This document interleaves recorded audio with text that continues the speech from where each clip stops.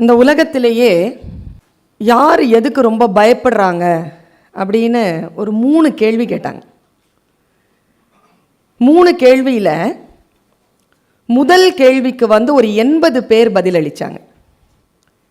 2வது கேள்விக்கு 60 பேர், 3வது கேள்விக்கு 98 பேர். முதல் கேள்வி, நீங்கள் எதுக்கு ரொம்ப பயப்படுறீங்க அப்படின்ன உடனே முதல் ஆப்ஷன் பாம்புக்கு, அடுத்த ஆப்ஷன் பேய்க்கு,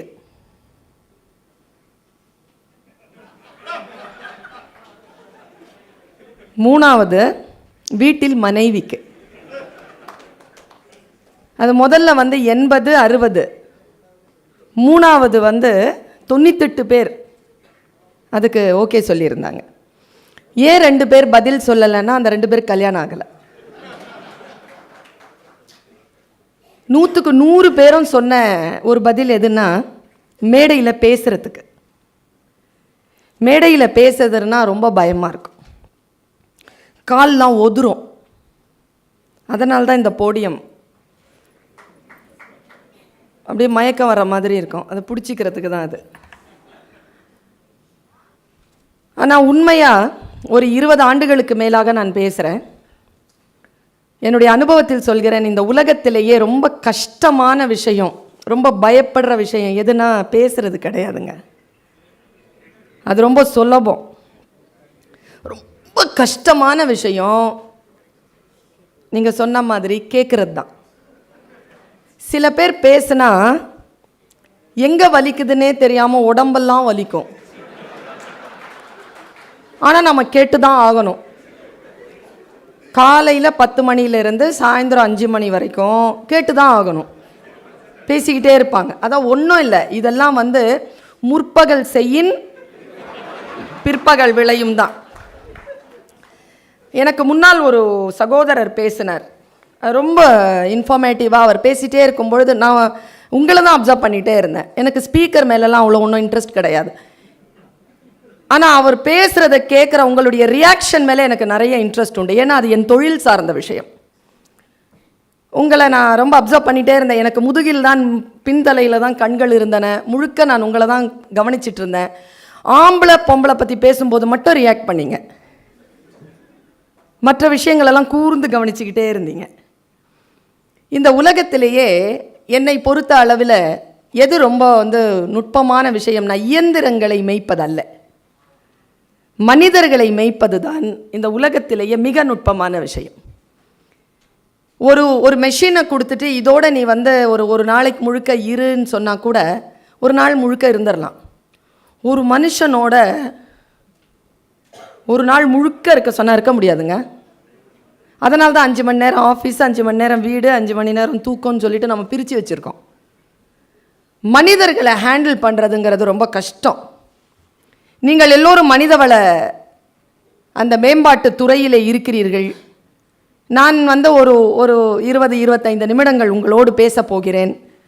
உங்களுடைய துறை சார்ந்த எந்த விஷயத்தையும் நான் ரொம்ப ஆழமாக பேச போகிறது இல்லை. ஆனால் மனிதர்களோடு நீங்கள் அளவுலாவுகின்ற பொழுது, மனிதர்களோடு நீங்கள் உங்களுடைய வாழ்க்கையை செலவழிக்கின்ற பொழுது உங்களுக்கு என்று சில விஷயங்கள் தேவைப்படுகின்றன. இதுவரைக்கும் பேசப்பட்டது எல்லாம் நீங்கள் யாரை நிர்வகிக்கப் போகிறீர்களோ அவர்களை குறித்த விஷயங்கள் தான் பேசப்பட்டு கொண்டிருந்தன. இப்போ உங்களுக்கான சில விஷயங்களை நான் பேச வந்திருக்கிறேன். ஒரு டாக்டர் பேஷண்ட்டை பார்த்துக்கிட்டே இருந்தால் எவ்வளவு தெரியுமா டார்ச்சராக இருக்கும். மற்றவர்களுடைய விஷயங்களை பார்த்து கொண்டே இருப்பது, மற்றவர்களுடைய விஷயங்களை கேட்டுக்கொண்டே இருப்பதற்கு சில தன்னை புதுப்பித்து கொள்ளுகின்ற ஒரு விஷயம் யாருக்கு வாய்க்கிறதோ அவர்கள்தான் சில துறைகளில் ஜெயிக்கிறார்கள். நம்மை நாமே தூர்வாரி கொள்ளுதல். இந்த ஸ்டூடெண்ட்ஸ் பற்றியெல்லாம் சொன்னாங்க. அவர் நிறைய சொன்னார், எக்ஸ்ட்ரா கரிக்குலர் ஆக்டிவிட்டீஸ்லாம் நீங்கள் அவங்கள மோட்டிவேட் பண்ணுங்கள். எப்படி மோட்டிவேட் பண்ணுறது? கரிக்குலம் எவ்வளோ டைட்டாக இருக்குது, எங்கே இருக்குது நேரம்? நேரமே கிடையாது.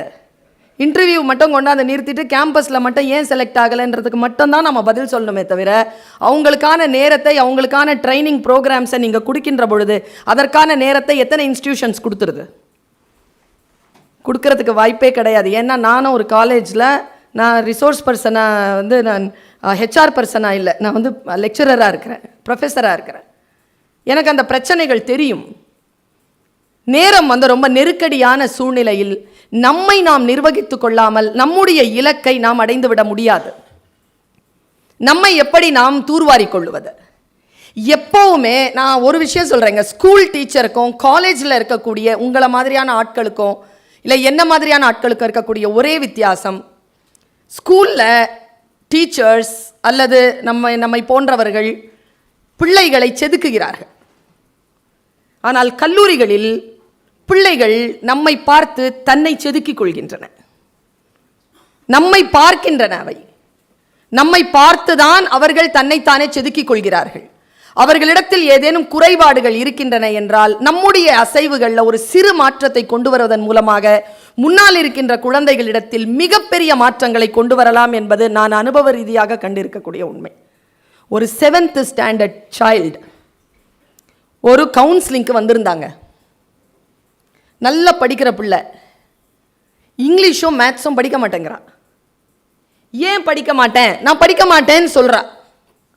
ஏன்னு சொன்னால் 3 காரணம் சொல்கிறா. ஏன் படிக்கணும் அப்படின்னு கேட்குறா. ஃபஸ்ட்டு, படித்தாதாம்மா பாஸ் பண்ண முடியும், எனக்கு தேவையில்லை. ஏன், உனக்கு டீச்சர் பிடிக்கலையா? ஆமாம். டீச்சரில் என்ன பிடிக்கல? நம்பர் 1 அவ சொன்னதுங்க, டீச்சர் அழகாக இல்லை. அந்த குழந்தை சொல்லுதுங்க, டீச்சர் வந்து அழகாக இல்லை. சரி, அழகாக இல்லைனாலும் பரவாயில்ல, ஒழுங்காக ட்ரெஸ் பண்ண மாட்டேங்கிறாங்க. 3, அவங்க வாய்ஸ் எனக்கு பிடிக்கல. அந்த குழந்தை சொன்ன பதிலுங்க, ஒரு குழந்தை வந்து மென்டலி டிஸ்டர்ப் ஆகுது. ஒரு டீச்சரனுடைய அப்பியரன்ஸ், ஒரு டீச்சரனுடைய முகம், ஒரு டீச்சரனுடைய வாய்ஸ் அதுக்கு பிடிக்கல. ஸ்கூலை தான் மாற்றணும்னு சொன்னால் அந்த இடத்துலையும் அந்த மாதிரி ஒன்று வந்துருச்சுன்னா என்ன பண்ண முடியும்? இன்றைக்கு குழந்தைகளுடைய ரெக்குவயர்மெண்ட்ஸ், அவர்களுடைய தேவை வித்தியாசமாக இருக்கிறது. நான் இப்படி சொல்கிறேங்க, நம்மை நாம் சில விஷயங்களில் தெளிவுபடுத்தி கொள்ளாமல் நாம் மனிதர்களை ஹேண்டில் பண்ணவே முடியாது. நாமே எப்படி ஹேண்டில் பண்ணுறது பாருங்க. சில சிந்தனைகளை உயிர்ப்புடன் வைத்துக் கொள்வதன் மூலமாக முன்னால் இருக்கின்ற மனிதர்களை முழுமையாக நம்மால் அளவிட்டு விட முடியும். நாம் நினைக்கின்ற இலக்கிற்கு அந்த குழந்தைகளை நகர்த்தி விட முடியும். நாம முதல்ல சில விஷயங்களை தெளிவாக இருக்கணும். நம்முடைய அந்த தெளிவு என்பது, நான் இப்போ இப்படி சொல்கிறேன் பாருங்க, நம்முடைய ப்ரொஃபஷன் அப்படிங்கிற ஒரு விஷயத்தில் மிக முக்கியமானது சிந்தனை. ஆல் த டைம் ஆனில் இருக்கக்கூடிய டீச்சர், ஹெச்ஆர், அவர்களுக்கு வேட்டை அவ்வளவு எளிதாக கிடைக்கிறது. எந்த நேரத்திலும் ஆனில் இருக்கிறது. பல நேரங்களில் நான் பார்க்கிறேன், முன்னால் இருக்கின்ற அந்த சூழ்நிலையால் பாதிக்கப்படுபவர்களாகவே நாம் இருக்கிறோம். உதாரணத்திற்கு நான் சொல்கிறேன், சிந்தித்து கொண்டே இருப்பது அப்படிங்கிறது, எப்போவுமே அலர்ட்டாக இருக்கிறது அப்படிங்கிறது நமக்கான ப்ரொஃபஷனலிசத்தில் மிக முக்கியமான ஒரு விஷயம். எப்பவுமே சிந்தனை வயப்பட்டு இருப்பது, அடுத்ததாக என்ன செய்வது என்கின்ற யோசனையில் இருப்பது, புதிய விஷயங்களை, இனோவேட்டிவான விஷயங்களை யோசிக்கிறது. இனிஷியேட்டிவ்ங்கிறது வேற, இனோவேட்டிவ்ங்கிறது வேற. இனோவேட்டிவான விஷயங்களில் இருப்பது, அதை இனிஷியேட் பண்ணுறதுக்கான வல்லமையுடன் இருப்பது, நம்முடைய பாடி லாங்குவேஜ், நம்முடைய லாங்குவேஜ், நம்முடைய அசைவுகள், நம்முடைய பார்வை, இது எல்லாம் தான் முன்னால் இருக்கின்ற குழந்தைகளை அலர்ட்டாக்கி அது நாம் என்ன இலக்கை நோக்கி நகர்த்த விரும்புகிறோனோ அந்த இலக்கை நோக்கி அதை செலுத்தி விடலாம். பாருங்க, சிந்தனை என்பது எவ்வளவு உயர்ந்த விஷயம்னு நான் சொல்கிறேன் பாருங்க. நான் ஒரு லாங்குவேஜ் டீச்சர், எனக்கு மொழி ரொம்ப பிடிக்கும். எது சொன்னாலும் அந்த மொழிக்குள்ளாக இருக்கக்கூடிய அர்த்தங்களை தேடி ஒரு தியானத்திற்குள் பயணப்பட்டுக்கிட்டே இருப்பேன். நான் தமிழில் அழகான ஒரு சொல் இருக்குங்க. செத்து போகிறதுக்கு தமிழில் எவ்வளோ சொற்கள் இருக்கு பாருங்க. சொல், செத்து போகிறவங்க அத்தனை சொல். இறந்தார், மரணமடைந்தார், உயிர் நீத்தார், தெய்வமானார், இயற்கை எய்தினார். சபாஷ், என்ன அழகுங்க, இயற்கை எய்தினார். பாருங்களேன், இங்கிலீஷ் பாஸ்ட் அவேன்னு சொல்லுது, தமிழ் தான் எங்கே போனான்னு சொல்லுது. எவ்வளோ பிரமாதமான விஷயம்ல. இயற்கை எய்தினார், இறைவன் அடி சேர்ந்தார்.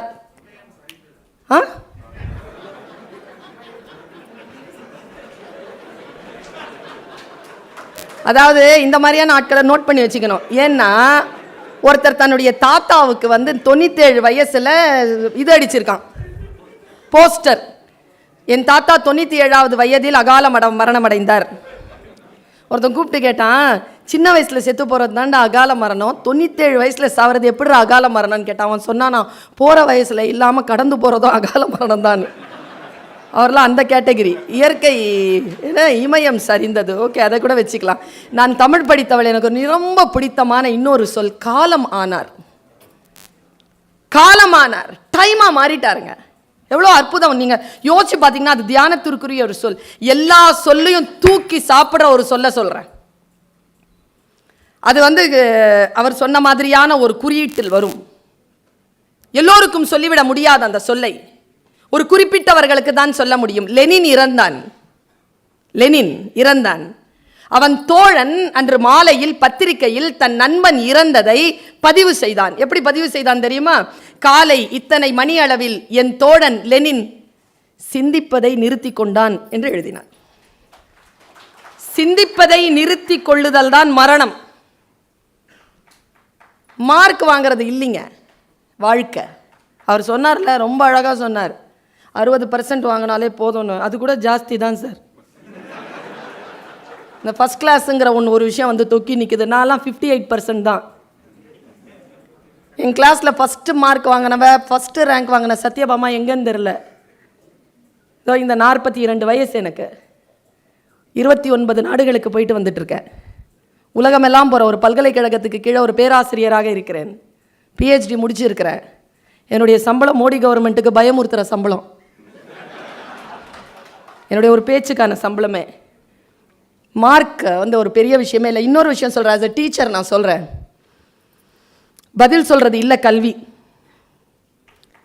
எல்லாரும் சொல்கிறாங்க நல்ல பதில் கொடுத்தா நல்ல புள்ள. எந்த குழந்தை கேள்வி கேட்குதோ அந்த குழந்தை தாங்க நல்ல புத்திசாலியான குழந்தை. பதில் சொல்லுகின்ற குழந்தைகளை அப்புறப்படுத்தி கேள்வி கேட்கக்கூடிய பிள்ளைகளை கையில் எடுப்பது நம்முடைய சிஸ்டம். அப்படி இருக்கு. கேள்விகள் கேட்பது, why not, இந்த 2 கேள்விகள்.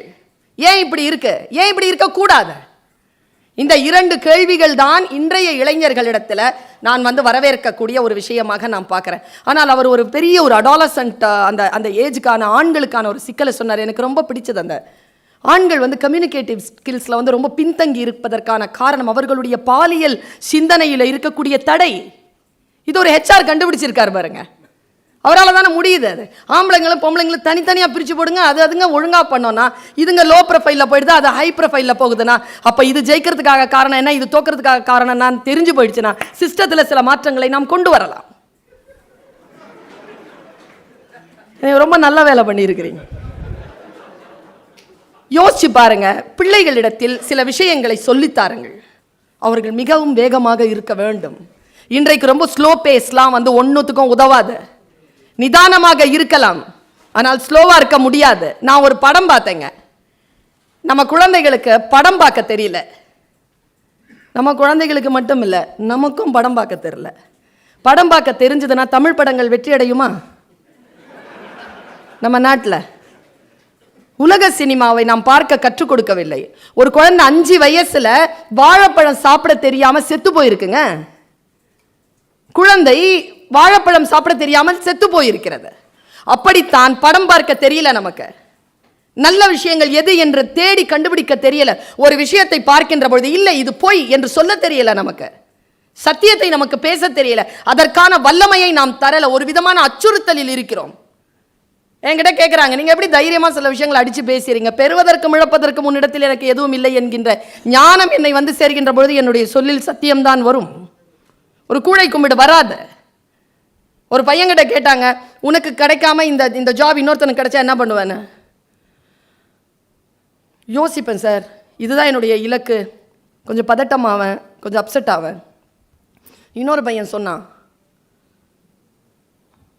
இந்த கம்பெனி கொடுத்து வச்சது அவ்வளோதான் நினைப்பேன் சார் அப்படின்ட்டான். இன்னொருத்தன் ஆட்டிடியூட் சொன்னார்ல, ஆட்டிடியூட்னு ஒரு அட்வர்டைஸ்மெண்ட் வருது, முடிஞ்சா பாருங்க. அதை என்னம்மா சிந்திக்கிறாங்க? இங்கே யாராவது 35 அபோலாம் இருக்கிறீங்களா? உங்களை விட உங்கள் ஸ்டூடெண்ட்ஸ் ரொம்ப நல்லா சிந்திக்கிறவங்க தெரியுமா உங்களுக்கு? நம்மளை விட நம்ம ஸ்டூடெண்ட்ஸ் ரொம்ப நல்லா சிந்திக்கிறவங்க. உதாரணத்துக்கு இப்போ நம்ம எல்லாரும் சேர்ந்து 10th ஸ்டாண்டர்ட் எழுதுனா ஃபெயில் ஆயிடுவோம்.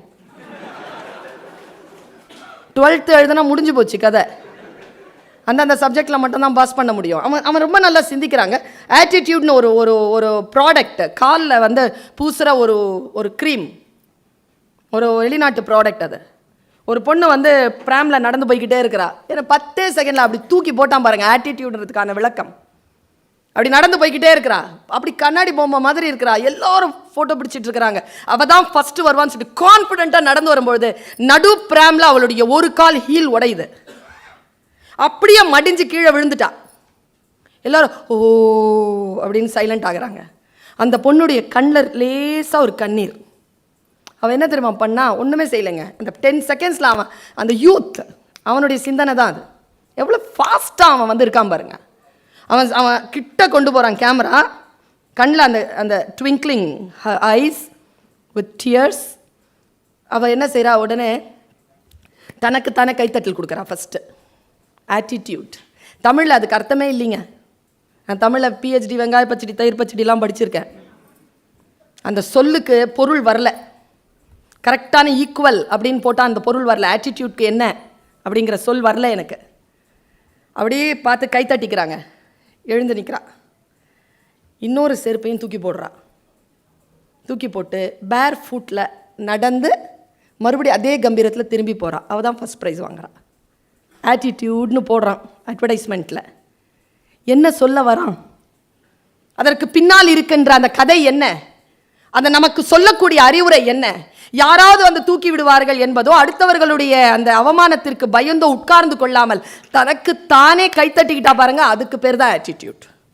எழுந்து நின்று மறுபடியும் தூக்கி அடிச்சுட்டு, மற்ற விஷயங்களை தூக்கி அடிச்சுட்டு பேர் ஃபுட்டில் நடந்து வெளியில் வந்தால் பாருங்க, அதுக்கு பேர் தான் ஆட்டிடியூட். இன்னொன்று ஆட்டிடியூட்க்கு சொல்லுவாங்க. நீங்கள் எல்லாரும் சொல்லுங்கள், உங்கள் குழந்தைகள் கிட்ட சொல்லுங்கள். 2 செஞ்சுரி அடித்தார் தெரியுமா சச்சின்? கிரிக்கெட்டின் கடவுள் என்று அந்த காலத்தில் போற்றப்பட்டவர். அன்னைக்கு அவர் 2 செஞ்சுரி பண்ண அன்னைக்கு அவங்க அப்பா இறந்து 2வது நாள் அஸ்தி கரையில் ஃபியூனரலுக்கு மட்டும் போயிட்டு சவுத் ஆப்பிரிக்காவில் வந்து ஆடுறார். அந்த 200 அந்த அடித்த உடனே அந்த கேமரா யூடியூப்பில் போட்டு பாருங்கள், கேமரா கிட்ட போகும். அவர் அந்த தலையில் இருக்கக்கூடிய அந்த ஹெல்மெட்டை கட்டிட்டு வானத்தை பார்ப்பார். அவர் கண்ணில் வந்து கண்ணீர் இருக்கும். அந்த வினாடியில் தான் அவர் தன் தந்தைக்கு அஞ்சலி செலுத்தியதாக நான் நினைக்கிறேன். அதுக்கு பேர் தான் ஆட்டிடியூட். வீட்டில் அப்பாவுடைய அஸ்தி இருந்தாலும் கூட அதை கரைப்பதற்காக உட்கார்ந்து கொள்ளாமல் தன் இலக்கை நோக்கி ஓடுறான் பாருங்க, அதுக்கு பேர் ஆட்டிடியூட். நாம் இதை அந்த குழந்தைகளிடத்தில் சொல்லித் தருவது, அச்சப்படாமல் இருப்பதற்கு சொல்லித் தருவது, புத்தி வேறு பயம் வேறு என்று சொல்லித் தருவது. ஒரு படம் பார்த்தேங்க, ஆலிஸ் இன் வண்டர்லேண்ட். பிள்ளைகளுக்கு போட்டு காட்டுங்க. இப்போ கவனமாக அந்த காட்சிகளை பார்க்க கற்றுக் கொடுங்கள். காட்சி என்பது வெறும் டயலாக்ஸோ இல்லை ஆபாசமான நடனங்களோ அல்ல. அவன் ஃப்ரேம் எப்படி வைக்கிறானோ அதனுடைய அப்சர்வேஷன் ஒருத்தனுக்கு வந்துருச்சுனாலே போதும். அவன் அடுத்த கட்டத்துக்கு தன்னை எப்படி நகர்த்துவதுங்கிற வேற ஒரு பாடம் உள்ள கற்றுக்கொள்ளலாம் அவன். ஆலிஸ் ஒரு சின்ன பொண்ணு. அந்த படம் வந்து ஒரு அமெரிக்கா பிரிட்டிஷ் பாலிட்டிக்ஸ்க்கான படம். அது பார்த்துருக்கீங்களா அந்த படம்? ஆலிஸ் இன் ஒண்டர்லேண்ட். சிவப்பு ராணி வந்து வில்லி, ஒயிட் ராணி வந்து ஹீரோயின். ஏன்னா அமெரிக்கா ஒயிட்டு, பிரிட்டிஷ் சிவப்பு, ரெண்டுத்தையும் அவன் குறியீடாக வச்சுருப்பான். அந்த படத்தில் அந்த சின்ன பொண்ணு அந்த ஒயிட் ராணியோட பேசிட்டு இருக்கும்போது ஆலிஸ் ரன் அப்படின்னு ஒரு வார்த்தை கேட்கும். நான் வந்து ஐ வாஸ் ஸ்டாண்டிங், நான் உட்காந்துருக்கிறதுல எழுந்திரிச்சிட்டேன். அந்த காட்சியில் டிவியில் பார்த்துருக்கேன், எழுந்திரிச்சு நின்றுட்டேன். போயிட்டு இருக்கு ஆலிஸ் ரன் அப்படின்ன உடனே அந்த குழந்தை எனக்கு ரொம்ப பிடிச்சது. அவள் ஓடுறா கூட, ராணியும் ஓடுறா. எனக்கு அதுவும் பிடிச்சிருந்தது. சொல்கிறவங்களும் கூட ஓடுறாங்கல்ல, அது பிடிச்சிருந்தது. She is also running. ஓடிக்கிட்டே ஆலிஸ் என்ன மாதிரி ஒரு கேள்வி கேட்டா, வேர் வி ஆர் கோயிங்? எங்கே போகிறோம்? நீ ஓட சொன்ன நான் ஓடுறேன், சொல்லு எங்கே போகிறோம்? அவள் சொன்ன பதில் என்ன தெரியுமா? எங்கேயும் போகல. தென் வை வி ஆர் ரன்னிங்? அவள் கேட்குறா, எதுக்கு நம்ம ஓடுறோம்? அவள் சொன்ன பதில் தான் நம்ம எல்லாருக்குமான பதில். அவர் சொன்னா, இவர் சொன்னார்ல 2015 ஒரு கம்பெனி நம்மக்கிட்ட வருதுண்ணா, மறுபடியும் 2016 அது நம்மக்கிட்ட வரணும்னா, 2017 அதை நம்ம மிஸ் பண்ணாமல் இருக்கணும்னா, இதுக்கு பதில் இதுதான். அவ சொன்னா, எங்கே போகிறோம்? எங்கேயும் போகல. அப்போ ஏன் ஓடுறோம்? நாம் நின்று கொண்டிருக்கின்ற நிலம் பின்னோக்கி நகர்ந்து கொண்டே இருக்கிறது. நாம் ஏற்கனவே நிற்க வேண்டிய இடத்தில் நிற்க வேண்டும் என்றால் கூட நாம் தலைதெறிக்க ஓடியாக வேண்டும் என்று சொல். ஏற்கனவே நம்ம நிற்கிற இடத்துல நிற்கணும்னாலே தலைதெறிக்க ஓடணும்னா, ஜெயிக்கணும்னா என்ன பண்ணுறது? எவ்வளோ ஃபாஸ்ட்டாக ஓடணும். நம்முடைய பேஸ், நம்முடைய ஸ்பேஸை நம்ம எப்படி வச்சுக்கணும், நம்முடைய பேஸ் நம்ம எப்படி வச்சுக்கணும், எப்படி கால்குலேட் பண்ணணும். சுயமரியாதை, தன்னம்பிக்கை, இதை இரண்டுத்தையும் அப்படி மேலே கொண்டு, நான் சொல்கிறேங்க, என்னுடைய அனுபவத்தில் நான் சின்ன எல்கேஜி குழந்தைகள்லேருந்து டீச்சிங் பண்ணியிருக்கேங்க. பிஎட் பண்ணியிருக்கேன் நான், பேச்சுலர் ஆஃப் எஜுகேஷன், ரெகுலரில். மேட்ரில் அது கரஸ்பாண்டன்ஸ்லாம் கிடையாது, ரெகுலரில் போய் பண்ணியிருக்கேன். அதில் நான் கண்டுபிடிச்ச மிக உன்னதமான விஷயம் என்ன தெரியுமா? குழந்தைகள் மொத்தம் 3 வகை. மொத்தம் 3 வகை. ஒன்று புத்திசாலி, ஃபஸ்ட்டு மார்க் வாங்கும், என்ன சொன்னாலும் புரிஞ்சுக்கும், நம்மக்கிட்ட திட்டே வாங்காது, தப்பு பண்ணாலும் தப்பு பண்ணாத மாதிரி நடித்து தப்பிச்சிடும், இது புத்திசாலி. அடுத்தது திறமைசாலி, என்ன மாதிரி நல்லா பாடும், பேசும், நிறைய ப்ரைஸஸ் கொண்டு வரும், எது சொன்னாலும் அதுக்கு வேறு மாதிரியான டெஃபினிஷன் கொடுக்கும், திறமைசாலி. இது ரெண்டுமே இல்லாத ஒரு கிளாஸில் 30 பேர் இருக்கிறாங்கன்னா 5 பேர் புத்திசாலி, 2 பேர் திறமைசாலி. இப்போ மீதி 23 இருக்குது, அது ஒரு கேட்டகரி இருக்குது. அதைத்தான் நம்ம அடையாளம் கண்டுபிடிக்கணும். இப்போ நீங்கள் ஹெச்ஆர்லாம் இருக்கிறீங்கல்ல, இந்த புத்திசாலிகளையும் திறமைசாலிங்க கண்டுபிடிக்கிறது நம்ம வேலை இல்லை, அது ஏற்கனவே இருக்குது. இந்த மீதி இருக்கிற அந்த 23 இருக்குதுல்ல, அது யாருன்னா இந்த புத்திசாலிகளையும் இந்த திறமைசாலிகளையும் நிர்வகிக்க போகின்ற நிர்வாகிகள். அவங்க தான் சைலண்டாக இருப்பாங்க, தான் என்ன ஆக போகிறோன்றது தெரியாமல் இருப்பாங்க. ஆனால் அவர்கள் தான் நம்மை நிர்வகிக்க போகின்ற, நமக்கு சம்பளம் தருகின்ற நிர்வாகிகளாக போகிறவர்கள். ஏன்னா திறமைசாலியும் புத்திசாலியும் நிறைய சம்பாதிக்கும், நிர்வாகிகள் தான் நிறைய சம்பளத்தை கொடுக்கும். நிறைய சம்பளத்தை கொடுக்கக்கூடியவர்களாக அந்த குழந்தைகளை மாற்றுவது, அந்த குழந்தைகளை அடையாளம் காண்பது, அது எவ்வளவு பெரிய பேரு தெரியுமா? சுயமரியாதையுடன் எழுந்து நிற்றார். நான் ஒன்று சொல்கிறேங்க, ஆங்கிலம் பேச வராதுங்க நிறைய குழந்தைகளுக்கு, தெரியாது அவங்களுக்கு. ஏன் தெரியாதுன்னு? நம்ம சிஸ்டம் அப்படி, நம்முடைய சிஸ்டம் அப்படின்னா அவங்களுக்கு வராது. நான் என்ன சொல்கிறேன், வராது அப்படிங்கிற சொல்ல மாற்றுங்க. தெரியாது அப்படின்னா பரவாயில்ல, வராதுன்னு சொல்லக்கூடாது.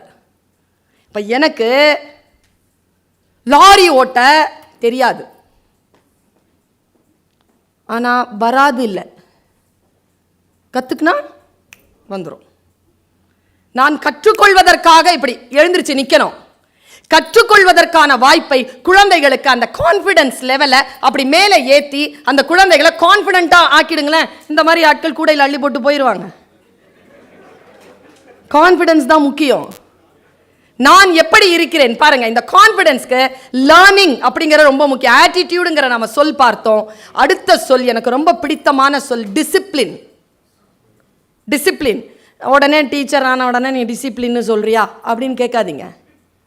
டிசிப்ளின்ங்கிறதுக்கான தமிழ் சொல் அப்படின்னா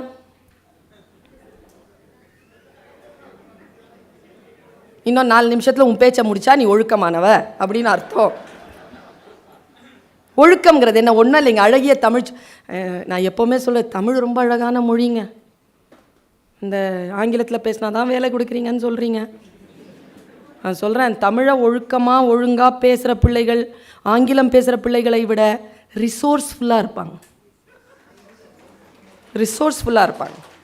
ஏன்னா அவங்களுக்கு கிரவுண்ட் ரியாலிட்டி ரொம்ப அதிகமாக தெரியும். அவங்களுக்கு ஆங்கிலம் சொல்லி தருவது ரொம்ப பெரிய விஷயமே இல்லை. ஒழுக்கம்ங்கிற சொல்லுக்கு என்ன அர்த்தம் தெரியுமா?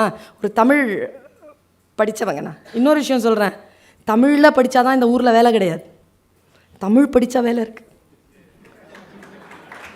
தமிழில் படித்தாதான் பிரச்சனை. நான் தமிழ் படித்தவ, தமிழில் எல்லா சொல்லும் அழகானது, கெட்ட வார்த்தை கூட தமிழ் இல்லையா? நான் ஒரு கெட்ட வார்த்தை சொல்கிறேன்,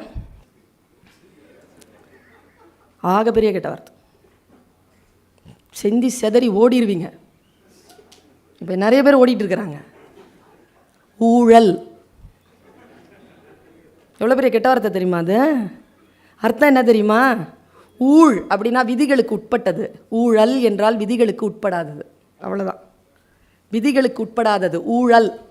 ஒழுக்கம் அப்படிங்கிற சொல்லுக்கு என்ன அர்த்தம் தெரியுமா? இப்போ பாருங்களேன், மழை பெய்யுது, இல்லை இது ஒழுகுது அப்படின்னு சொல்கிறோம். ஒழுக்கம் என்ன? தொடர்ந்து வரணும், அதுக்கு பேர் தான் ஒழுக்கம். இடையில நின்றுடுச்சுன்னா அதுக்கு பேர் ஒழுக்கம் இல்லை. அது தீ ஒழுக்கமோ நல்லொழுக்கமோ, தொடர்ந்து ஒழுகுனா அதுக்கு பேர் ஒழுக்கம். நாம் எல்லாருமே அகாடமிஷியன்ஸ். நம்ம கிட்ட வந்து வாட் இஸ் யுவர் டிசிப்ளின் தான் கேட்பாங்க. What is your discipline? My discipline is literature. What is your discipline? HR is your discipline. எந்த ஒரு விஷயத்தில் நீங்கள் தொடர்ந்து ஒழுகுகிறீர்களோ அதுதான் உங்களுடைய ஒழுக்கமாகிறது. கற்றல் தான் உங்களுடைய ஒழுக்கம். டிசைபிள் என்றால் மாணவன், டிசிப்ளின் என்றால் கற்றல். லேர்னிங் இருக்கா ஒருத்தனுக்கு? எதுனாலும் கத்துக்கிறானா ஒருத்தன், அவன் வாழ்க்கையில் ஜெயிக்க பிறந்தவன். அவனை அப்படி அப்சர்வ் பண்ணிக்கோங்க. ஐயா சொன்னது மாதிரி ரொம்ப அழகாக சொன்னார். வீடு பக்கத்தில் இருந்தால் அங்கே தான் வேலைன்னு சொல்லி கேட்பாங்களே. எங்கள் ஊர்லையா, சென்னையில் சைதாபேட்டில் பிறப்பான், கிண்டியில் படிப்பான், குரோம்பேட்டையில் கல்யாணம் பண்ணுவான், கனமாப்பேட்டையில் வந்து படுத்துருவான். 3.5 கிலோமீட்டரில் வாழ்க்கை முடிஞ்சுது அவனுக்கு. பெயர்ந்து வரவே மாட்டான், எழுந்து வரவே மாட்டான். எழுந்து வருவது, ஒரு இடத்தை விட்டு அடுத்த இடத்திற்கு நகல்வது அப்படிங்கிற ஒரு ஆட்டிடியூட் நம்ம கிட்ட வரணும்னா கற்றலில் நமக்கு தாகம் இருக்க வேண்டும். குழந்தைகள் கிட்ட கற்றலில் தாகத்தை ஏற்படுத்துங்கள். லேர்னிங், இந்த கிளாஸ்ல வாத்தியார் சொல்லி தராங்கல்ல, அதை படிக்கிறது அல்ல learning. Learning is something different. சாக்ரட்டிஸ்னு ஒருத்தர் இருந்தார், தெரியும் தானே? விஷம் கொடுத்து சாவடிச்சிட்டாங்களே. விஷம் குடிக்கிறதுக்கு முன்னால் நடந்துக்கிட்டே இருந்தார் அந்த மனுஷன். நான் சொல்கிறது வரலாறு. நடந்துக்கிட்டே இருக்கும்போது அவர்கிட்ட கேட்டிருக்காங்க, ஏன் நடந்துக்கிட்டே இருக்க? இல்லை, விஷம் குடித்த உடனே நடக்கணும்ல, அதுக்கு ப்ராக்டிஸ் பண்ணுறேன்னாராம். என்னங்க இது? இப்படி முடியுமா ஒருத்தனால? ஒரு விஷயத்தை அப்படி எதிர்கொள்ள முடியுமா? அப்படி ஏற்றுக்கொள்ள முடியுமா? அப்படி நடந்துக்கிட்டே இருக்கும்பொழுது பக்கத்தில் இருந்து ஏதோ ஒரு பாட்டு சத்தம் கேட்டிருக்கு. இறையன்பு எழுதுகிறார் இதை. தினத்தந்தியில் அவர் எழுதின ஒரு ஆர்டிக்கலில் நான் இந்த செய்தியை படிக்கிறேன். என் மனசில் ஒரு பல்பு எரியுது. ஓ, இதுதான் மேட்ரா? சரி, ஏதோ ஒன்றை நான் கற்றுக்கொள்கிறேன். பாருங்க, அந்த சாக்ரட்டிஸ் ஒரு பாட்டு சத்தம் கேட்குது. உடனே சத்தம் போட்டு கேட்கிறான், தோழனே யார் அது?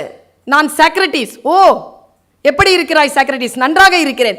நீ வாசித்தாய், அந்த பாட்டு எனக்கு தெரியும். ஆனால் எந்த ஆர்கன், ஏதோ ஒரு ஆர்கனில் நீ வாசிக்கிற, அது என்னன்னு நான் தெரிஞ்சுக்கலாமா? மவுத்தார்கன். ஓ, மவுத்தார்கனா? எனக்கு அந்த பாட்டு தெரியும், மவுத்தார்கனும் வீட்டில் இருக்கிறது, எனக்கு வாசிக்க தெரியாது. நண்பனே, நீ எனக்கு அதை கற்றுத்தருவாயா? அப்போ அங்கேருந்து சொன்னா, நான் வரேன், இன்னும் 2 நாட்டில் சாவ போகிறேன், தெரிஞ்சுக்கிட்டு என்ன பண்ண போகிறேன்? சாக்ரட்டிஸ் சொன்ன பதில், இதை குழந்தைகளுக்கு நாம் கடத்திடணும். சாக்ரட்டிஸ் சொன்ன பதில் என்ன? அப்படி கேட்டு விட்டாய்? நான் சாகும்போது மௌத்தார்கன் எனக்கு வாசிக்க தெரியும் என்கின்ற ஒரு எண்ணம் போதாதா? இந்த ஒரு எண்ணம் போதாதான்னு கேட்டான் பாருங்க. அதனால தான் இன்னைக்கு சாக்ரட்டிஸனுடைய ஒரு புக் இருக்குதா? ஒரு தத்துவம் சொல்லுங்க, சாக்ரட்டிஸனுடைய ஒரு தத்துவம் இதாங்க. சாக்ரட்டிஸ் சிறிய சிறிய கேள்விகளை எழுப்பியவன் சாக்ரட்டிஸ். ஏன் இந்த எண்ணம் போதாதான் நாங்களே, அந்த எண்ணம் போதாதா என்கின்ற அந்த கேள்விதான் உயர்ந்த நிலையில் இருந்த அதிகார கதவுகளை அசைக்க வைத்தது. யோசித்து பார்த்தால் ஒன்று மட்டும்தான் உண்மை தோழர்களே, கற்றுக்கொண்டே இருத்தல், வாழ்க்கையை நேர்மையாக சந்தித்தல், உழைப்பதற்கு தயங்காமல் இருத்தல், நேர்மையாக இருத்தல், புத்தி கூர்மையுடன் இருத்தல், விழிப்புணர்வுடன் இருத்தல். இதுதான் இந்த நேரத்தில் நம்முடைய குழந்தைகளுடைய ஆளுமை என்பது. நான் உலக நாடுகளை சுற்றி வருகிறேன், எல்லா நாடுகளையும் பார்க்க நம்முடைய குழந்தைகளிடத்தில் ரிசோர்ஸ் இருக்குங்க. அவங்க ரிசோர்ஸ்ஃபுல்லாக இருக்கிறாங்க. ஆனால் அதை வெளிப்படுத்துவதற்கான தன்னம்பிக்கையோ மொழியோ அவர்களிடத்தில் இல்லை என்பதுதான் குறைபாடு. அது ஏன் இல்லைங்கிறத நான் சொல்லிட்டு போறேன். வேகமான காட்சிகளை பார்த்து பழகுகின்றவர்களால் நிதானமாக வாசிக்கவோ பேசவோ முடியாது. ரொம்ப வேகமான காட்சிகளை பார்த்து பழகிவிட்டார்கள். நிறைய சேனல்ஸ் இருக்கு, நிறைய விஷயங்கள் பார்க்குறாங்க, காட்சிப்படுத்தி கொண்டே போகிறார்கள். கற்பனைக்கு இடமில்லை. நீங்க எந்த அறிவியல் நிறுவனமாகவாவது இருந்து கொள்ளுங்கள், கற்பனை திறன் அற்றவர்களை நீங்கள் உங்களுடைய கம்பெனியில் எடுத்துட்டீங்கன்னா முடிஞ்சு போச்சு கதை. கற்பனை என்பது அறிவை விட, புத்திசாலித்தை விட மேலானது. ஐன்ஸ்டீன் சொல்லுகிறார், knowledge, imagination, imagination is more then knowledge என்று சொல்லுகிறார் ஐன்ஸ்டீன். நான் ஒரு செய்தியோடு நிறைவு செய்கிறேன். நம் குழந்தைகளிடத்திலும் சரி, நம்மிடத்திலும் சரி, சில வைராக்கியங்கள் இருக்கணும். எல்லாரும் ஓடிக்கொண்டு இருக்கக்கூடிய அந்த சூழலில் இருந்து கொஞ்சம் விலகி நின்று நாம் இந்த மனித வளத்தை செலுத்த வேண்டும் என்று நான் விருப்பப்படுகிறேன். ஏதோ ஒரு தப்பிதம் நடந்திருக்குங்க. 70s பிறந்தவங்களுக்கு பிறந்த குழந்தைகள், 80s பிறந்தவர்களுக்கு பிறந்த குழந்தைகளுடைய ஆட்டிடியூட்லாம் பாருங்களேன். Parental attitude and children attitude டோட்டலாக வித்தியாசமாக இருக்கு. ஒரு 15 வருஷத்திற்கு முன்னால் இருந்த ஆட்டிடியூட் இன்றைக்கு ஸ்டூடெண்ட்ஸ் கிட்ட இல்லை. இந்த பெரியவர்கள் எல்லாம் கேட்டு பாருங்க, இந்த பெரியவர்கள் எல்லாம் சொல்லுவார்கள், எங்க காலத்தில் இருந்த ரிசோர்ஸ்ஃபுல்னஸ் இன்னைக்கு இல்லைன்னு. அப்படி கிடையாது, ஆட்டிடியூட் மாறி இருக்கு. அவர்களிடத்தில் நிறைய ரிசோர்ஸ்ஃபுல்னஸ் இருக்கு, ஆனால் அதை புரிந்து கொள்ளக்கூடிய மொழி நம்மிடத்தில் இல்லை. நான் ரொம்ப வருத்தப்பட்டு இதை சொல்றேன். ஒரு குழந்தையினுடைய, ஒரு இளைஞனுடைய மொழியை புரிந்து கொள்வதற்கான ஆற்றல் நம்மில் பல பேருக்கு இல்லை. அதனால் தான் பிள்ளைகளை நாம் தவற விடுகிறோம். மிக ஆழமான புத்திசாலியோடு அவன் இருக்கிறான், ஆனால் அதை அவன் வெளிப்படுத்துகின்ற முறையில் நாம் புரிந்து கொள்வதில்லை. நான் ஒரு செய்தியோடு நிறைவு செய்கிறேன். எனக்கு ரொம்ப பாதித்த ஒரு செய்தி. டிஸ்லெக்சியன் ஒருத்தங்க தெரியுமா உங்களுக்கு? அந்த அந்த கேட்டகரி உங்களுக்கு தெரியும், ஸ்லோ லேர்னர்ஸ். எங்கள் காலேஜ் இருக்கு இல்லைங்க, எஸ்ஐடி காலேஜில் நான் வேலை செய்கிறேங்க. 17 வருஷம் எனக்கு எக்ஸ்பீரியன்ஸ். எங்கள் காலேஜில் வலது பக்கத்தில், எங்கள் காலேஜ்குள்ளேயே தமிழ்நாட்டிலேயே 9 இடங்களில் இருக்குங்க டிஸ்லெக்சியன் சென்டர். அதில் நேஷ்னல் லெவலில் புகழ்பெற்ற சென்டர் சென்னையில் இருக்கக்கூடிய எஸ்ஐடியில் இருக்குது. 500 பிள்ளைங்க படிக்கிறாங்க. நானே பல பிள்ளைகளை அங்கே வந்து ரெக்கமெண்ட் பண்ணி சேர்த்துருக்கிறேன். அந்த ஸ்கூல் பிரின்சிபல் வந்து அன்றைக்கி என்னை கூப்பிட்டு, பர்வீன் நீங்கள் வரணும், இன்றைக்கி ஒரு சின்ன காம்படிஷன் இருக்குது, நீங்கள் எனக்கு ஜட்ஜாக இருக்கணும்னு சொன்னாங்க. எனக்கு அன்றைக்கி தெரியாதுங்க, சின்ன பிள்ளையா தெளிவான மனசோட, பால் மனசோட சரின்னு சொன்னேங்க. நான் என் டிபார்ட்மெண்ட்டுக்கு வலதுபுறத்தில் இருக்குது. அன்றைக்கி எனக்கு கிரகத்தில் வலதுபுறத்தில் சனி, அங்கே தான் இருக்குது அந்த கட்டடம். போனேங்க. என்ன காம்படிஷன் தெரியுமா? காம்படிஷன் வந்து கலரிங் காம்படிஷன். குழந்தைகள் காது கேட்காத, வாய் பேசாத குழந்தைகளும் அதில் இருக்காங்க. அவங்கள தேர்ந்தெடுத்து அவங்களுக்கு பென்சில், கலர் பென்சில் கொடுத்து கலர்ஸ் வரையணும். என்ன நினைக்கிறாங்களோ அது கலர்ஸாக வரையணும். சரியாக வரைஞ்சிருந்தால் அவங்களுக்கு ப்ரைஸ். 24 குழந்தைகள் பார்ட்டிசிபேட் பண்ணாங்க. நமக்கு தான் கொம்பு இருக்குல்ல, படிச்சிருக்கிறோம், பேராசிரியர், புத்திசாலி, உலகமெல்லாம் சுற்றுகின்ற பேராசிரியர், பேச்சாளர், எத்தனை கொம்புகள் இருக்குது தலையில். சாதாரண கொம்புகளா அது? நான் இந்த பீடம்னு ஒன்று இருக்குது பாருங்க. நீங்கள் உட்காந்துருக்கிற சேருக்கு பேர் பீடம். எல்லாரும் உட்காந்துட முடியாது அதில். இந்த சேரில் எல்லாரும் உட்காந்துட முடியாது, ஒரு ஹெச்ஆர் தான் உட்கார முடியும். அந்த பீடம் இருக்குல்ல, அது நம்மளை பிடிச்சிக்கிச்சிங்கன்னா அதுக்கு பேர் பீடை. நம்மளை எந்த சேரும் பிடிக்கக்கூடாது, அப்படி தனியாக உட்காந்துருக்கணும். நம்மளை பிடிச்சிருந்துச்சு, பேராசிரியர், பேச்சாளர் அப்படிங்கிற பீடம் பிடிச்சிருக்குது நமக்கு. நான் 24 பேப்பரையும் பார்த்தேன். ஃபஸ்ட் ப்ரைஸ் யாருக்கு தந்தேன்னா, என்னங்க, அந்த குழந்தைகளுக்கு விரல்கள் இருக்கு இல்லைங்க, விரல்கள் வந்து அவங்களுக்கு பிரச்சனைங்க. ஒரு குழந்தைக்கு எழுத வரலன்னா, திமிரில் எழுத வரலன்னு சொல்லிட்டு விரலை முறிப்பாங்க இல்லைங்க, அதால் எழுத முடியாது. சிந்தனையும் விரலும் சிங்க்ரனைஸ் ஆகாது. நான் வந்து அதில் ஸ்பெஷலைஸ் பண்ணியிருக்கேன். I know the difficulties. அந்த அசஸ்மெண்ட் எனக்கு தெரியும். அந்த குழந்தை வந்து முட்டையாக எழுதும், இல்லைன்னா இப்படி திருப்பி எழுதும், 7 இப்படி போடும். நானே டிஸ்லெக்சியன் தான் 4th ஸ்டாண்டர்ட் வரைக்கும். எனக்கு அந்த பிரச்சனை தெரியும். டிஸ்லெக்சியன்ஸ் ஆர் நாட் குறைபாடு இல்லைங்க, அது குறைபாடு கிடையாது, அது மாற்று சக்தி. அது ஐன்ஸ்டீன் வந்து டிஸ்லெக்சியனுங்க, தாமஸ் ஆல்வா எடிசன் டிஸ்லெக்சியன் அப்படிங்கிறது வந்து அவங்களுடைய திறன் வேறு விதத்தில் அப்படி வெளிச்சமாக இருக்கும். அது புரியாது. புரிகிற அளவுக்கு அவர்களுக்கு ஒரு வயது வந்து நிற்கும். அப்பொழுது அவங்க எழுந்திரிச்சு நிற்பாங்க பாருங்கள், ஒரு காட்டுப்பூ மாதிரி. எந்த பூவும் பக்கத்தில் நிற்க முடியாது. அதான் டிஸ்லெக்சியன் ஸ்டூடெண்ட்ஸை நம்ம கண்டுபிடிக்கிறதுக்கான விதம் பாருங்கள். அந்த ஒரு குழந்தை வரைஞ்சிருக்குங்க, மரங்க, வேர்கள் எல்லாம் விரல்கள், அந்த விரல்களில் நிற்கிது மரம். பயங்கரமாகிடுச்சு எனக்கு அதை பார்த்து. First prize. ஒரு குழந்தை ஒரு குதிரை வரைஞ்சிருக்கு, வானத்தில் பறக்குது, குதிரைக்கு வந்து இது இருக்குது, விங்ஸ், அது கலர்ஸ். ஆடாடா. Second prize. தேர்ட் ப்ரைஸ் பார்க்குறேன், கிடைக்கவே இல்லைங்க. ஒரு வயல்வெளி, ஒரு புல், ஒரு வீடு மாதிரி வரைஞ்சிட்டு உருவி 3ஆம் ப்ரைஸ் கொடுத்துட்டு வந்துட்டேன். முன்னால் உட்காந்துருக்கேங்க. ப்ரைஸ் அனௌன்ஸ் பண்ணுறாங்க. பர்வீன் நீங்கள் வந்து கொடுங்க அப்படின்னு. சரின்னு நான் போனேன். ஃபஸ்ட் ப்ரைஸ்னோட ஒரு குழந்தை வந்து அப்படி கம்பீரமாக வந்துச்சு. நமக்கு தெரியும்ல, லைவ் ஷோலெல்லாம் பார்த்துருக்கோமே. அந்த குழந்தைக்கு ஒன்றும் பிரச்சனை இல்லை அந்த ஃபஸ்ட் ப்ரைஸ் வாங்குறதில்ல. அவங்க ஆத்தாக்காரி நின்று புரண்டு அழுகுறா. ஃபஸ்ட் ப்ரைஸ் வாங்கிருச்சாமா அந்த குழந்தை. ப்ரைஸ் வாங்காத குழந்தைகளை அவங்க அம்மா அப்பா படுத்துகிற பாடு நான் பார்த்துட்ருக்குறேன். ஃபஸ்ட் ப்ரைஸ் வாங்கிருச்சு. செகண்ட், தேர்ட் ப்ரைஸ் வாங்கி நான் கீழே இறங்குறேங்க. இந்த மாதிரி 7 ஸ்டெப்பு இறங்குற 3ஆவது ஸ்டெப்லேயே ஒரு பொண்ணை வந்து ஒரு குழந்தை வந்து நின்றுட்டான். மிஸ், மை நேம் இஸ் அப்படின்னு அவன் பேரை சொல்கிறான். Okay, I am studying in 4th standard miss. Okay, where is my prize miss அப்படின்னா. அது பக்கத்தில் ஒரு அம்மா ஃபுல் மேக்கப். நம்ம இந்த பாலிமர் டிவியில் வடநாட்டு சீரியல்லாம் வரும்ல, அதில் இருக்கிற அம்மா மாதிரியே இருக்குது அது. அதுவும் வில்லத்தனமாக அந்த குழந்தைய பார்த்து ஆஸ்க் ஆஸ்க் ஆஸ்க்குங்குது. இவன் பிடிச்சிட்டான் என்ன.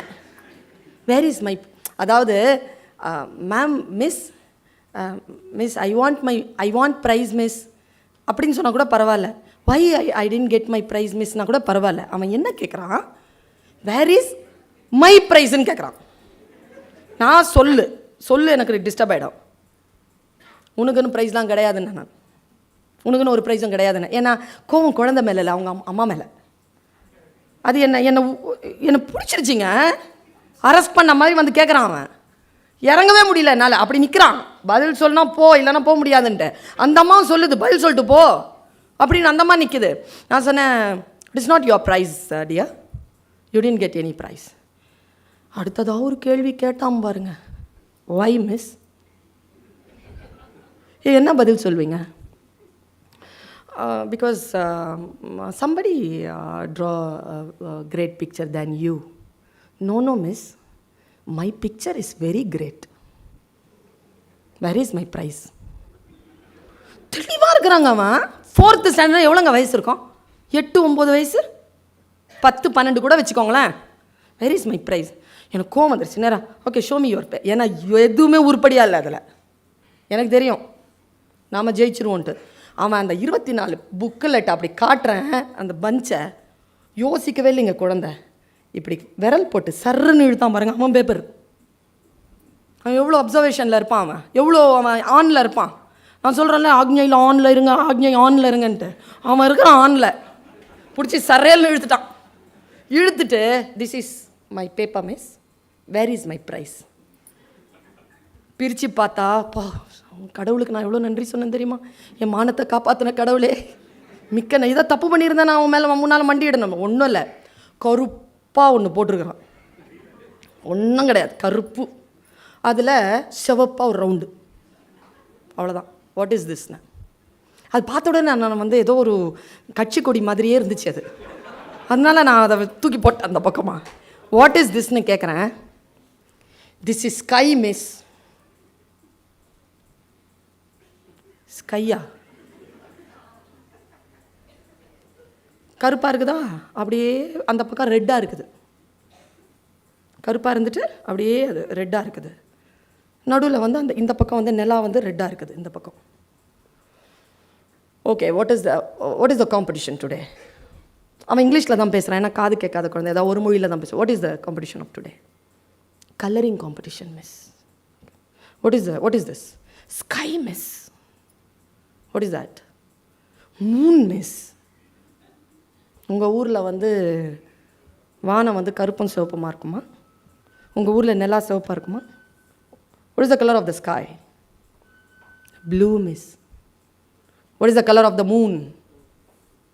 Half white miss. நாம் ஒயிட்டும்போம், அவன் ஹாஃப் ஒயிட்டுங்கிறாங்க. Half white. Then why this colour அப்படின்னு அவன் சொன்னான் பாருங்க ஒரு பதில். Today my sky is angry miss. இன்றைக்கு என் வானம் கோபமாக இருப்பதனால் அது சிவப்பாகி கருப்பானது, அதில் இருக்கக்கூடிய நிலா சிவப்பாகி போனது. கலர் காம்படிஷனில் ஜெயிச்சவன் அவங்க புரியாமல் நான் கையெழுத்து போட்டு அவனுக்கு ப்ரைஸ் இல்லாமல் பண்ணது நான் மண்டிட்டு அந்த குழந்தையை நான் அணைத்து கொண்டேன். அன்னைக்கு போச்சு எனக்கு கர்வம். நீங்களாம் ஹெச்ஆராக இருக்கீங்கன்றதுனால கர்வம் பாராட்டாதீங்க. நமக்கு முன்னால் இருக்கின்ற குழந்தைகள், நான் ஒன்று சொல்கிறேங்க, பெற்றோர் அப்படின்னு பேர் வச்சுருக்காங்க பாருங்களேன், பேரண்ட்ஸ்க்கு. இங்கிலீஷ் என்னங்க இங்கிலீஷு பிடிக்கும் தான் எனக்கு, இங்கிலீஷ் ஒன்றும் தப்பில்லை. பேரண்ட்ஸ்னு அதுக்கு என்ன வேர் சொல்ல எனக்கு தெரியல, பெற்றோர்னு பேர் வச்சான் பாருங்க. குழந்தைகளை தந்தோர் தானேங்க? இல்லைங்க, இயற்கையால் குழந்தை வர நாம் பெற்றவர்கள், அதனால் நாம் பெற்றோர். டீச்சருக்கும் டாக்டருக்கும் வித்தியாசம் என்ன தெரியும்? ரெண்டுமே நோபல் ப்ரொஃபஷன். நோபல் ப்ரொஃபஷனுங்கிறான்ல, டாக்டர் டீச்சர் பக்கத்துலேயே நிற்க முடியாது. என்னன்னா, டாக்டர் தப்பு பண்ணால் ஒரு பேஷண்ட்டோட ஒரு குடும்பத்தோட சரி, நாம் தப்பு பண்ணோம்னா ஒரு சமூகம், ஒரு நாடு, உலகமே அழிஞ்சு போயிடும். நம்பர் 1. 2, அவனும் பணம் சம்பாதிக்கிறான், நாமளும் பணம் சம்பாதிக்கிறோம். அவன் நோயாளிகளை வச்சுக்கிட்டு பணம் சம்பாதிக்கிறாங்க. நம்ம புத்திசாலியான ஃப்ரெஷ்ஷான குழந்தைகள் நம்மிடத்தில் வந்து அதில் நாம் பணம் சம்பாதிக்கிறோம். அந்த குழந்தைகளை சரியாக புரிந்து கொண்டு அவர்கள் இலக்கை நோக்கி நகர்த்துகின்ற உன்னதமான வேலையை மிக மிக ஆர்வத்துடனும் மிக மிக ஸ்ரத்தையுடனும் மிக மிக நன்றி உணர்வுடனும் அதை கையில் எடுக்கின்ற பொழுது மேஜிக்கல் மிராக்கல் நடந்து அந்த குழந்தைகள் அடுத்த கட்டத்திற்கு போய் நின்று, சார் தேங்க்ஸ் சார் என்ற அந்த தேங்க்ஸ் என்கின்ற ஒற்றை சொல் வந்து சேருகின்ற பொழுது நாம் வாங்குகின்ற கோடிக்கணக்கான ரூபாய் கூட அதற்கு முன்னால் ஈடாகாது என்று சொல்லி, B proud to be a teacher, B proud to be a HR என்று சொல்லி வாய்ப்பளித்தமைக்கு நன்றி பாராட்டி விடைபெறுகிறேன். நன்றி, வணக்கம்.